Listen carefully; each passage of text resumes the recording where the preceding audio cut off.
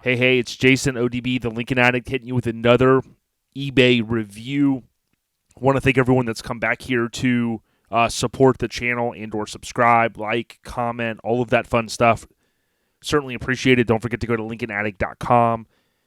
This week is going to wrap up the pre-sale of the shirt. They take a couple weeks to ship after the pre-sale ends. I also deal with the best in the business graphic disorder, so you will not be disappointed by these shirts, LincolnAddict.com. So, man, here's another one, a 62 Lincoln Continental Convertible. Let's talk about it. I apologize. The last video was lengthy. I saw some comments about that, and I appreciate those that watched it all the way through. There was so much to talk about. Some of these, like this one, I'll try to keep a little bit shorter, and I think you'll see why, especially on this one.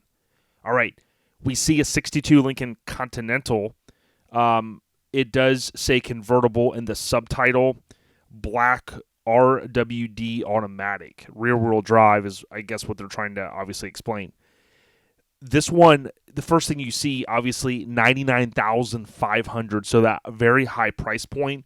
Not saying that it's not a good deal, but that obviously sticks out like a sore thumb because it's a buy it now. There is a make offer available here, but typically at this point, the seller's drawing the line in the sand. It's a high dollar car. 639 rating. And when we scroll down here, you basically see there's not a lot to go on. Okay, about the vehicle, couple sentences.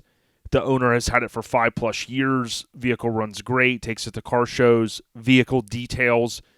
4-wheel disc brakes fully restored. That would mean that it was kind of resto modded because they don't have disc brakes on the front or rear of these cars. So that hopefully would be backed up by the photos. You will see. 2 works great. I think they meant to obviously say top, so there's a typo. Removable by unplugging under dash console with AM/FM radio. We'll see that. A CD player, GPS, a lot of kind of bells and whistles here. Hands-free, like a Bluetooth deal they have. The wood dash is bird's eye maple real wood. Original redone steering wheel, reupholstered. You can kind of see some of the information that they have there. The car has been stored for 9 years in an underground garage in an enclosed building under a car cover on a trickle charger. That's a lot going on in that sentence. The Lincoln has been used strictly as a parade and show car after its restoration. So exterior is a copy and paste of this, right? So to me, this sentence here means, okay, maybe it hasn't been used a lot, not necessarily a bad thing, but okay, there's a restoration. So we need more information about that. Who did it? How long ago was it? So on and so forth. What you're going to see here, if you'll recall from my other videos, if you click down here, it opens into a new browser window. So I'm going to scroll back up. But what this tells us is there's only these photos. So basically you got 2, 4, 5, 7 photos right here, right? So we're going to go back up. The first one, you've got what I call a 20-footer shot. It's 20 feet away, give or take. We can see the tops down. We see it has the wide white wall tires, and it has aftermarket wheels, which, it is what it is, okay?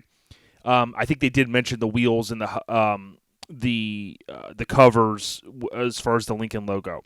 Here you've got a rear 3/4 shot from the passenger side, again, top down, of course. We see everything looks pretty good here. It doesn't look like any dents. That's the guy taking the photo there. Black paint. If you know cars, black will show a lot. If we look at this deck lid here, we've talked a lot about how the deck lids will tend to rust. This one looks pretty good overall. It's hard to tell, has anything been repaired on it? Is it just a clean California car, or was there Bondo or anything like that used? But you can kind of see some of the little things here. It's not perfect. When I look in here, the seats look a little faded to me. I don't know. The tops of them do. That's not necessarily a bad thing. I know I say that a lot, but this could be a car that's driven around. The top's always down, and it is what it is. But that is something to point out there.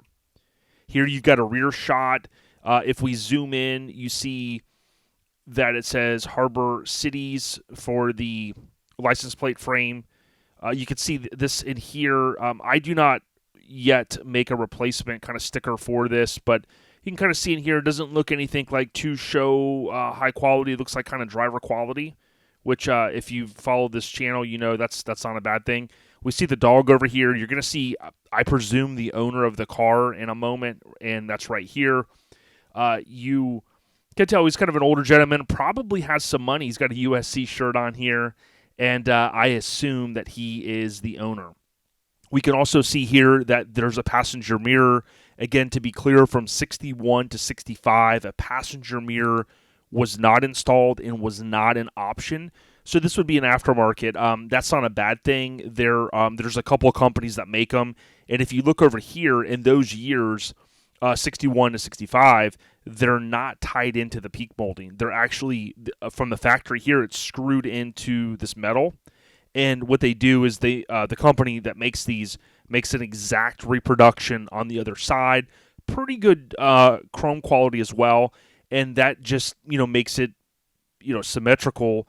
But it also makes it a little bit easier depending on who's driving. Now, if the top's down, these cars are a lot easier. You just turn your head, and as long as you can kind of swing your neck around, you can easily see, that kind of right side, if you will. But again, you can see what I assume is the owner. Here, what we see, it does have seat belts. So these are not factory seat belts, and I can kind of tell just from looking at them. I do like to see seat belts anyways, though, so I think it's good that they're installed. You can see this center console that they talked a lot about in the description. It's one thing they did speak about. I mean, it's maybe your cup of tea, maybe not, but being kind of from the custom truck scene and stuff, you can see there's a lot going on with it, with the speaker and the big multimedia kind of head unit, so to speak. This is something that you could easily remove if you don't like the look. I'll do more videos in the future talking about my 64, what I did with it, with the Bluetooth, bypassing a head unit altogether, leaving the factory radio here, which I do like. But I'll cover that topic more in the future, but this may not be your cup of tea. And from what we can tell, that easily just unplugs, uninstalls. I do like when this type of approach is done. I'm more of a kind of put the CD player in the glove box kind of guy. Or do what I did with the Bluetooth, but I applaud them for not putting a CD player here. These cars are so nice with the dashes and things. Not to take away from anybody that would has done this or has done to your car, but seeing like a modern CD player here is just, I don't know, it's not as appealing on the eye. Also, in addition to that, something I'll point out that the CD players, I mean, they're kind of obsolete now. I mean, who really, I collect music. I've said that before, but I mean, who really is going to put a CD in, right? Not as many people. So again, a lot of this stuff is almost just not utilized anymore. We can see here it has the manual vent windows, and for my Recon, talking to TC over at Lincoln Land, I believe again that in '63 was the first year that you could have the power option. So these, you just twist a little, roll down window, so to speak, and that opens and closes them. Everything else looks pretty good through here. I don't know these years as good inside and out. My guess is that this paneling has been replaced. There are some companies that make it. I know, rest in peace, Tim Nill from the Lincoln Ranch. He's passed away, unfortunately, but he had somebody I think he partnered with that kind of redid this. But I would assume that this has been redone by someone, and he had mentioned something in the description. So that's probably redone. But I've mentioned before how these little pods, these can be really cleaned up. And it's hard to tell, but I would say they probably do have that little bit of a coating on it. And here you can't really see. It's a little hazy, but you can get in here with the quadruple zero steel wool that you can get from a hardware store and some polish. And these will polish up really nice, okay? They don't look bad. I mean, to me, if you want to leave them that way, by all means, I just like to mention that. Here you've got another 20-footer. Someone's obviously taking photos of the car. You've got this guy in the USC shirt. Now his dog's in the car. And they're taking the photo, of course, portrait, right? The phone up and down, so to speak. Assume it's a phone. based upon this photo. And now you've got a front 3/4. You zoom in here. Everything looks good with the grill. Everything looks good with the bumper. You got good the right spacing in between where the peak moldings kind of come down and the bumper ends are at. Harbor cities for the front license plate as well, the license plate bracket rather, and you have the passenger mirror you can see here. I'm going to hit escape, try to, and if I remember correctly, that's it, okay? So that's why this video is going to be shorter.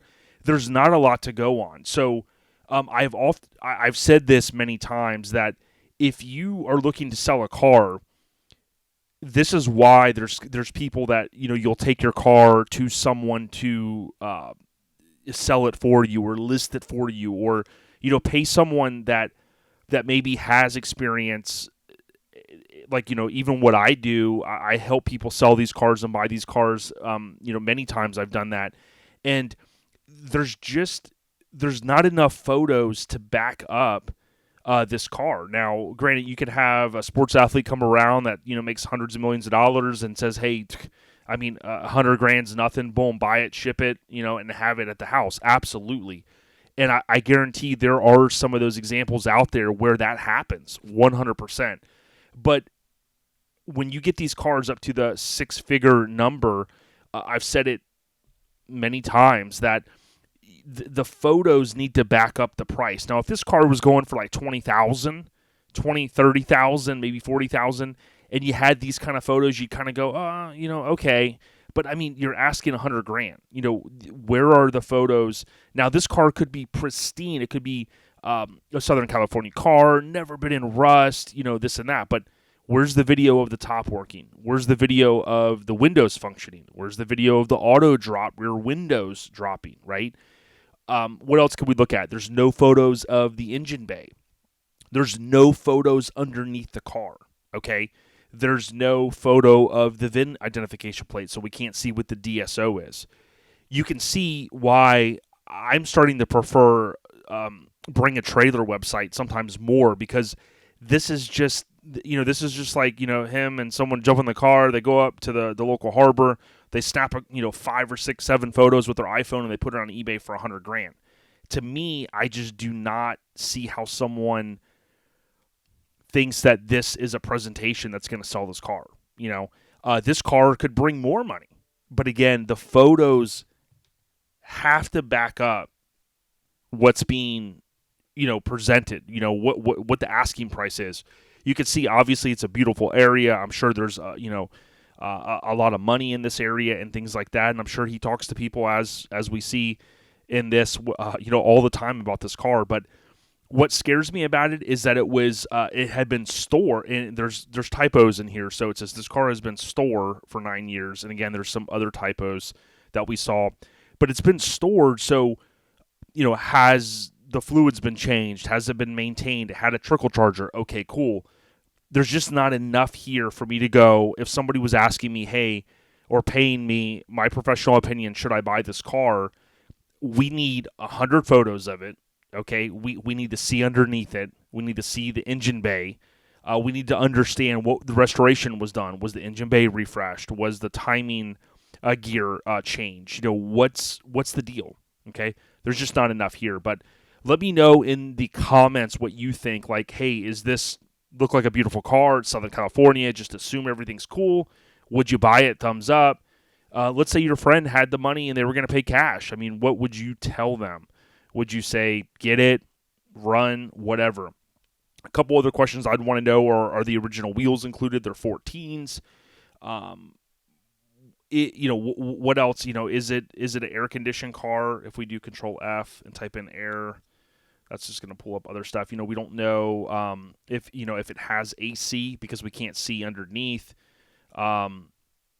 There's just unanswered questions. So a very cool looking car. To me, it looks fantastic. If they've used it for parades and stuff, fantastic. 2 thumbs up. But let's take all that away and say it's $100,000. Okay, show us why it's $100,000 car. Give us the photos we need. Give us the description we need.